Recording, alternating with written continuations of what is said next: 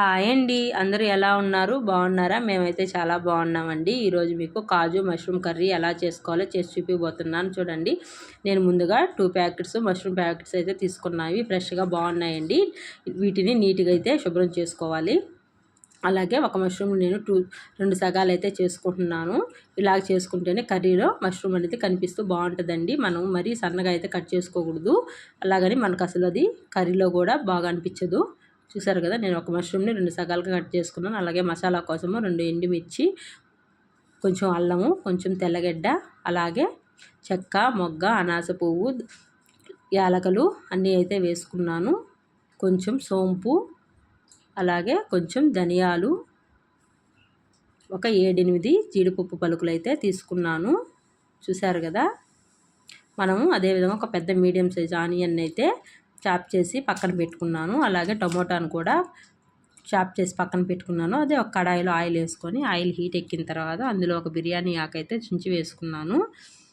బిర్యానీ ఆకు వేసుకొని కొంచెం ఫ్రై అయిన తర్వాత మనము ముందుగా చాప్ చేసి పెట్టుకున్నటువంటి ఆనియన్స్ అయితే ఆయిల్లో వేసేసుకోవాలండి. ఈ ఆనియన్స్ బాగా ఎర్రగా ఫ్రై అవ్వాలి. ఇలాగా మనం ఆనియన్స్ని ఇలా సన్నగా కట్ చేసుకోవడం వల్ల ఏంటంటే మనకు గ్రేవీ అనేది చిక్కగా వస్తుంది. అలాగే మనం ముందుగా పేస్ట్ చేసుకున్నటువంటి మసాలాను కూడా అందులో వేసేసుకోవాలి. ఇప్పుడు ఆనియన్, మసాలా రెండూ కూడా బాగా ఫ్రై చేసుకోవాలి.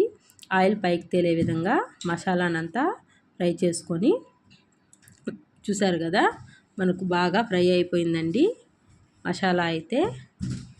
ఇప్పుడు మసాలా ఫ్రై అయిన తర్వాత మనం ముందుగా చాప్ చేసుకున్నటువంటి టమోటాను కూడా అందులో వేసేసుకోవాలి. మొత్తము టమోటా కూడా మగ్గిపోవాలి. మొత్తం అయితే కలుపుకొని ఆయిల్ పైకి తేలే విధంగా అయితే కలుపుకోవాలి. అందులో కొంచెము కారము, కొంచెం పసుపు, కొంచెం ఉప్పు అయితే యాడ్ చేసుకోవాలి.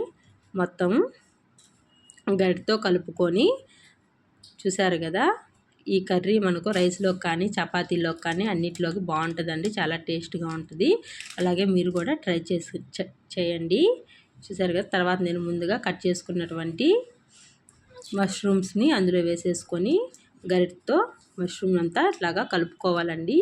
ఆల్రెడీ మష్రూమ్లో అయితే వాటర్ ఉంటాయి. మనం వాటర్ అయితే ఎక్కువ యాడ్ చేసుకోలేదు, కొంచెం యాడ్ చేసుకున్నా సరిపోద్ది. చూసారు కదా, చాలా కలర్ఫుల్గా ఉంది కదండి. బాగుంటుందండి కర్రీ, మీరు ట్రై చేయండి. నేను కొంచెం వాటర్ అయితే యాడ్ చేసుకున్నాను. వాటర్ యాడ్ చేసుకొని మనం మూత పెట్టి కాసేపు మగ్గనివ్వాలండి. మష్రూమ్స్ ఉడకాలి. తొందరగా అయితే ఉడికిపోతాయండి మష్రూమ్స్. చూసారు కదా, ఉడుకుతూ ఉంటుంది. తర్వాత నేను కొంచెము కరివేపాకు అయితే వేసుకుంటున్నాను. కరివేపాకు వేసుకున్న తర్వాత కొంచెం గరం మసాలా కూడా వేసుకున్నాను. చూసారు కదా, కర్రీ అయితే చిక్కబడిపోతుందండి. ఈ విధంగా మొత్తం కర్రీ అయితే గరిటతో కలుపుకోవాలి, అడుగు పట్టకుండా.